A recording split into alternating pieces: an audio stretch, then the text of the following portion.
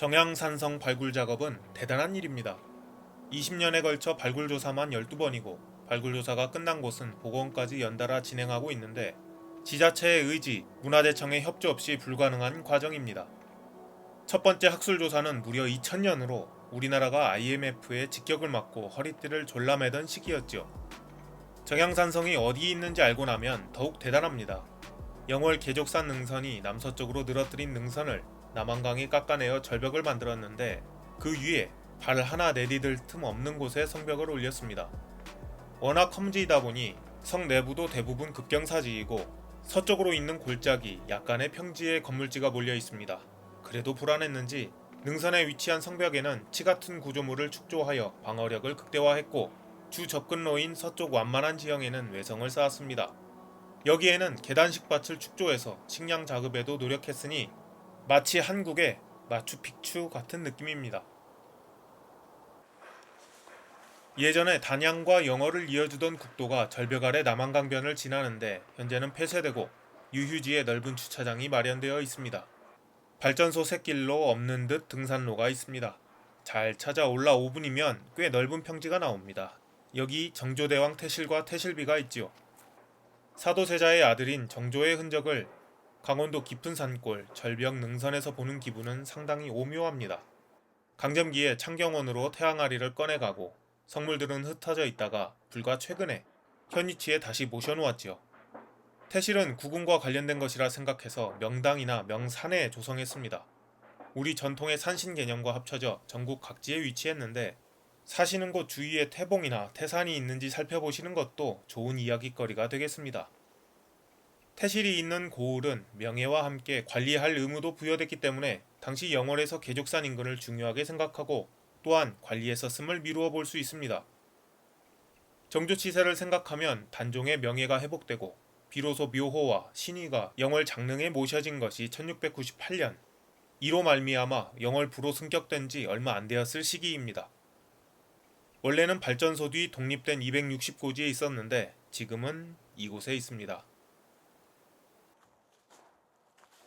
태실 옆으로 나 있는 길로 빠져서 좁은 독립 능선길로 오르다 보면 능선 반대쪽 양지 바른 곳에 태실의 수호사찰로 생각되는 정양사지가 있습니다. 등산로에서 보이지 않습니다. 발굴조사 보고서에 보면 사지 동쪽에 병자 2월 3일이라는 각자가 있다고 하여 이 각자의 병자년이 1756년이면 정조의 출생이 1752년이므로 가능성이 꽤 높아지게 되죠. 과거 항공사진을 보면 암자로 보이는 구조물과 같이 있고 수십 년 전 석탄발전소 케이블카에서 석탄이 떨어져 폐사되었다고 전합니다. 골짜기를 따라 한동안 올라가다 계족산 정상으로 가는 갈림길에서 남쪽 정양산성으로 방향을 잡습니다. 골짜기를 넘자마자 의외의 평지가 나타나는데 여러 단으로 되어 있어서 지나왔던 암자의 경작지나 방어시설로 보입니다.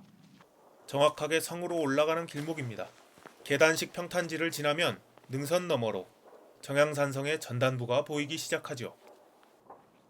여기서부터는 잠깐 완만한 경사의 등산길입니다. 곧 외성문지를 지나게 되는데 외성이라 해도 본격적인 석축으로 되어 있으며 부분 토석 혼축도 존재합니다. 그 넓이 또한 상당히 큰데 본선 구간을 제외해도 둘레가 570m에 달합니다. 골짜기 하단부에는 수구가 만들어져 있고 그 위부터 여러 단의 농경지가 조성되어 있습니다. 농경지는 외성 절반가량을 차지하고 있어서 왕검성, 즉 정양산성에 머무른 군대는 장기간에 걸쳐 주둔한 것이라는 반증이 될 것입니다. 그러나 외성의 축조연대는 본성보다 늦고 수법도 다릅니다. 조선시대까지 운영되었으므로 삼국시대보다 후대의 군대에 의해 조성된 것이겠습니다. 삼국사기에는 영월의 신라때 이름이 나성군이었다고 기록되어 있습니다. 원래 고구려의 나생군이었다고 하죠. 그 이전에는 백제의 백월이었습니다. 1018년이 되어서야 현재의 이름인 영월로 불렸지요. 정양산성이 가지는 전략적 필요성은 고구려 백제 신라의 충돌점이라는 지리적 위치로 인해 아주 오랜 옛날부터 부각되었지만 사서에 기록이 없어 최초로 만들어진 기원을 알기가 어렵습니다. 동국여 지지나 연려실 기술, 신증 동국여지 승남 등 조선시대 와서야 크기나 위치 등의 기록이 나오며 1060m를 겨우 넘기는 것으로 보아 내성의 크기만 반영되어 있습니다. 그러나 현대에 발달된 발굴 기술과 축적된 자료, 해석 시스템은 정향산성이 신라의 것이라는 것을 알려줍니다.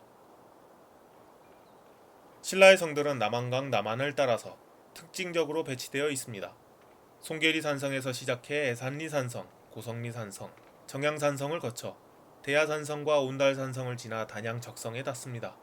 모든 자리가 교통로와 수로를 감시하기 적합한 위치이며 남한강을 해자로서 활용하는 모습을 보입니다. 축조 방식이 서로 유사하며 6세기경의 토기편들이 공통적으로 나타나니 사서의 기록과 연계하면 역시 신라성입니다. 외성을 지나 내성 서문지를 향해 올라가는 오른쪽으로 장방형의 석재를 가지런히 쌓은 모습을 확인할 수 있죠. 허투루게 쌓은 외성의 석재들과 완연히 다른 모습입니다. 서문지의 위치는 매우 영리하게 되어 있습니다. 골짜기가 아닌 급경사면에 성벽을 따라 진입로를 내고 아주 좁은 통로를 내었습니다. 성벽에서 수비하는 병사들의 공격을 온몸으로 받아야 서문에 접근할 수 있습니다. 그마저도 급경사에 위치하여 몇 번이나 엉덩방아를 찧어야 했지요. 현재는 토사가 쌓이고 유도계단이 시공되어 있어서 문으로 진입하기 어렵지 않으나 구조로 보아 원래 현문입니다. 과거에는 사다리를 타고 올라야 했을 곳입니다. 성벽을 들어선 이후에도 내부로 치같은 구조물을 추가했는데 성문을 통과한 적병의 움직임을 제한하여 추가로 수비군의 공격을 받아내야 하는 동선을 가지고 있습니다. 북문도 성문이 공중에 떠 있고 그 앞이 절벽에 가까운 경사지이죠. 남문은 남쪽으로 연결된 골짜기에 성 내부로 곡부를 형성하여 방어력을 극대화했습니다. 역시 현문으로 보이고 성문 앞도 절벽에 가까운 경사를 자랑해서 사실상 출입이 가능한 성문은 서문지였을 것입니다. 공격이 가능한 접촉 지점은 서쪽 골짜기와 동쪽 능선입니다. 그 약점을 수비군도 알고 있어서 서쪽에는 외성을 두었고 동쪽에는 능선을 따라 치 같은 구조물을 20m가량 돌출시켜 놓았습니다. 절벽과 경사를 최대한 살려서 육중한 성벽을 축조하였으며 현존 높이가 11m를 넘는 곳도 있는데 조사로 밝혀진 가장 높은 곳은 서벽 수구 구간으로 원래 높이가 무려 16m를 넘습니다. 그 위용과 축조된 모습, 방어시설의 배치 개념 등이 난공불락이었던 3년산성과 흡사합니다. 동쪽 끝 정상부가 가장 높아서 해발 564m이고 서쪽 끝의 작은 봉우리가 453m입니다. 두 봉우리 사이에 해발 430m 골짜기가 숨겨져 있어 성 내부의 고도차가 130m가 넘습니다. 외성 수구부의 해발은 360m이니 정향산성 전체 해발 고도 차이는 무려 200m입니다. 따라서 성 내부의 대부분 공간은 급경사지로 되어 있고 평탄지는 골짜기 있는 곳에 1000평이 채 못 되는 공간과 외성의 경작지입니다. 대부분의 건물지는 내성 평탄지에서 나왔습니다.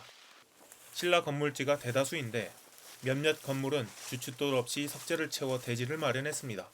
특수한 목적, 즉 제사나 건조 혹은 저장을 위한 용도를 생각하게 합니다. 벽 두께가 1m 정도 되는 대벽 건물지도 있습니다. 장곡산성이나 아차산 홍련봉, 1, 2보루에 그것을 연상케 하는데 토기편, 어로용구들이 나오니 역시 저장 창고로 쓰였을 것입니다. 이외에도 고려시대 주거지 다수의 집수시설이 출토되었고 조선시대 군창이 있다는 기록과 함께 삼국 대립의 첨단에 있던 시기부터 수백 년 후까지 지속된 오랜 기간 압축될 수 있었던 배경이 무엇인가 곱씹게 합니다. 몇몇 기와는 5세기 말까지 제작 연대가 올라가고 건물지에서 채집된 목탄의 방사성 연대 분석 결과는 4세기 초까지 올라갑니다. 최초 이곳을 활용한 시기가 고구려가 물러나고 신라가 영어를 차지한 시기와 일치합니다. 그 이후에도 고구려와 백제신라의 공방제는 계속되었을 것이므로 전략적 필요에 의해 거점화한 것이고 산성이 축조된 중심연대 또한 밝혀지게 되었습니다. 발굴 주체는 정향산성에서 발굴된 기와들과 월성이나 삼년산성에서 발굴된 기와들이 같은 수법으로 제작된 것을 확인합니다. 기와를 만들 때 천을 바닥에 깔고 모양을 만들기 때문에 기와 아래에 천자국이 남는데 이 자국이 없는 제작 기법을 무화통 성형 기법이라고 합니다. 경주 지역에 5세기 말 나타나는 기법이며 이후 신라 영토 특정 지역에서 발견되며 중요한 국가시설에서 공통적으로 볼 수 있었습니다. 이 시기 신라는 활동적인 행보를 보입니다. 삼국사기 자비마리간 치세를 보면 469년에는 경주에 박리제를 도입하여 도시 체계를 정비하고 470년에는 보은에 3년 산성을 쌓습니다. 471년에는 군위에 모로성을 쌓고 473년에는 경주 명활성을 정비합니다. 474년에는 일모성 등 6성을 쌓는데 대부분 현재 충청북도에 자리합니다. 475년에는 한성백제가 고구려군에게 점령되는 사건이 벌어지고 백제 문주왕이 신라의 지원병으로 구원하려 했으나 이미 계로왕은 죽음당한 뒤였지요. 신라도 고구려의 움직임이 심상치 않다는 것을 감지하여 대비하고 있었고 이 시기 국방력 강화를 위한 움직임의 연장선 속에 정양산성도 같이 구축되었다고 보면 될 것입니다. 그런데 여기서 주목할 점이 또 하나 있습니다. 이런 대규모 국책 사업을 추진함에 있어 현재에도 발주처와 시행사, 시공사가 있는 것처럼 신라도 그랬습니다. 동일한 기술력으로 축조된 수많은 증거들을 미루어 신라는 이미 5세기부터 기술 집단이 있었고 이들이 전국에 산성을 축조하거나 관용 건물을 설치하는 전문적인 업무를 수행했다는 것을 알 수 있습니다. 시기에 따라 기와 제작 기법이나 축성법이 유사한 것은 이런 이유 때문이며 이것은 축성법의 발전, 건축의 발전을 가져왔고 나아가 기술의 발전을 가져왔을 테지요. 덕분에 후손들은 고대 국가들의 전문적인 업무 분장으로 인해 어떤 사적지가 어느 나라 어느 시기의 것인지 특정할 수 있게 되었습니다. 이로 말미암아 영월 정양산성은 5세기 말에 축조되었을 가능성을 가장 크게 봅니다. 이후 조선시대까지 활용되며 지역 거점으로 사용되면서 외성이 축조되고 입보산성으로 발전되었을 것입니다. 외성의 축조 수법이 고려시대인데 거란, 몽골이나 왜구가 쉽게 연상되죠. 장기간 농성을 상정하여 경작지를 조성했을 테니 현재의 외성 축조는 몽골에 가깝다고 보이지요. 2001년 영월 창원리 사찰을 지으려던 한 스님이 나한상 무더기를 발견합니다. 상당히 좁은 면적에서 나한상은 끝도 없이 발굴되었고 화재의 흔적 속 328개의 나한상이 다시 빛을 보았습니다. 제작 양식으로 보아 고려 말의 것이며 같이 발굴된 와편의 글자로 보아 창녕사라는 사찰이 있었습니다. 나한은 부처의 제자들로 고려시대에 널리 숭배되었는데 누구나 수행 끝에 경지에 닿을 수 있다는 믿음으로 고통받던 백성들이 현실을 이겨내는 바탕이 되었습니다. 나한상들 면면이 평범한 사람의 모습을 한 것은 그런 이유입니다. 고려말 몽골과 왜구의 침략으로 흉흉한 사회 분위기 속에 500나한을 조성한 역사의 바탕은 정양산성과 같았을 것입니다.